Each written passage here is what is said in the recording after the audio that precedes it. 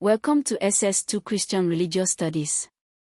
This lesson explores Christian bioethics, the application of Christian moral principles to decisions about life, health, medicine, and new biotechnological possibilities. Christian bioethics is grounded in several key theological convictions. The sanctity of human life. Genesis 1 verse 27 declares that human beings are made in the image of God, the Imago Dei.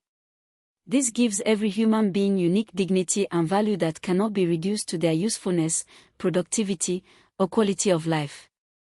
Genesis 9 verse 6, Whoever sheds human blood, by humans shall their blood be shed, for in the image of God has God made mankind. Even in this context of punishment, the reason given for the sanctity of life is the Imago Dei. The sixth commandment, Exodus 20 verse 13, You shall not murder, establishes the prohibition on taking innocent human life. The sovereignty of God over life, Job 1 verse 21, The Lord gives and the Lord takes away. Psalm 139 verses 13 to 16, For you created my inmost being, you knit me together in my mother's womb. I praise you because I am fearfully and wonderfully made. David says in Psalm 139 that God knew him before birth and planned his days, establishing a theological basis for the value of human life from conception. The call to healing. Jesus' ministry was characterized by healing, Matthew 9 verse 35, and the Good Samaritan, Luke 10 verses 30 to 37, exemplifies the Christian obligation to care for the physically vulnerable. Medical practice is often understood as a Christian vocation, participating in God's healing work. Abortion is one of the most contested bioethical issues in Christianity. Christian positions range across a spectrum. The Catholic and many evangelical positions hold that human life begins at conception, fertilization, and therefore abortion at any stage is the taking of innocent human life, prohibited by the sanctity of life principle. Some Protestant traditions hold that full personhood develops gradually and that early abortion in cases of rape, incest, severe fetal abnormality, or serious risk to the mother's life may be permissible. The key theological question is, when does the Imago Dei, the image of God, apply? If it applies from conception, then the embryo has full moral status from fertilization. Biblical text cited, Psalm 139 verses 13 to 16, Knit together in the womb, Jeremiah 1 verse 5, Before I formed you in the womb I knew you, Luke 1 verse 44, the baby leapt in Elizabeth's womb when Mary arrived, suggesting the unborn John the Baptist had awareness and personhood. The Nigerian legal context. Abortion is largely criminalized in Nigeria except to save the mother's life, under the Criminal Code, South, and the Penal Code, North, though there is an exception in some southern states under the Criminal Code for preservation of the mother's life.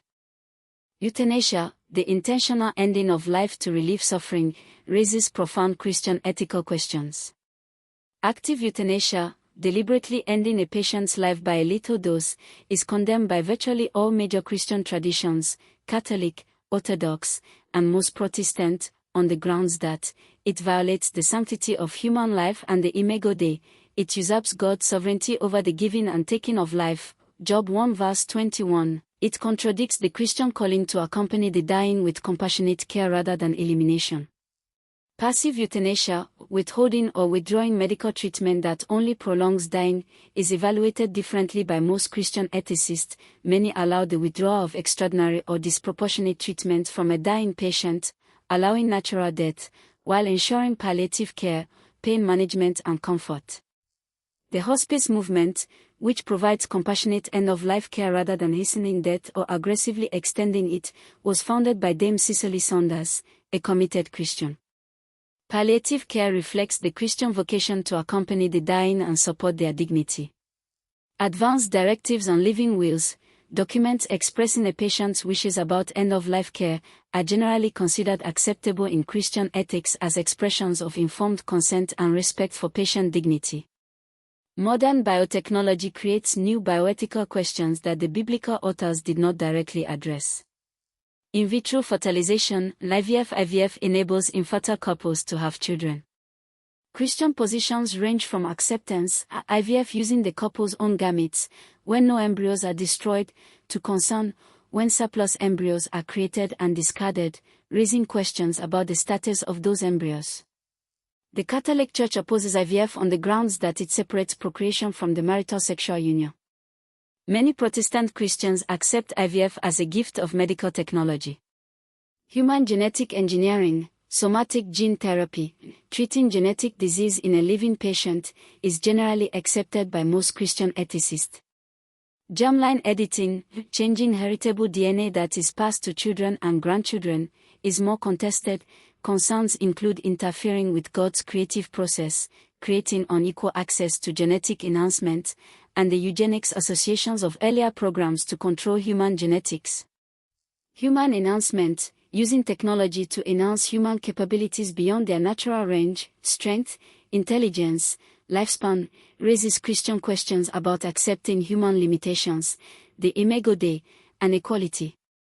Today we covered that Christian bioethics is grounded in the Imago Dei, Genesis 1 verse 27, the sanctity of human life, Exodus 20 verse 13, God's sovereignty over life, Job 1 verse 21, Psalm 139, and the vocation to healing.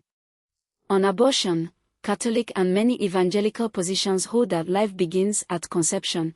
Other Protestant views allow exceptions in cases of necessity, with Psalm 139 and Jeremiah 1 verse 5 as key biblical texts. On euthanasia, active euthanasia is broadly condemned. Withdrawal of disproportionate treatment from a dying patient is generally acceptable. Hospice and palliative care reflect the Christian vocation to accompany the dying. On reproductive technology, IVF is accepted by many Protestants when no embryos are destroyed. Somatic gene therapy is generally accepted. Germline editing raises serious ethical concerns.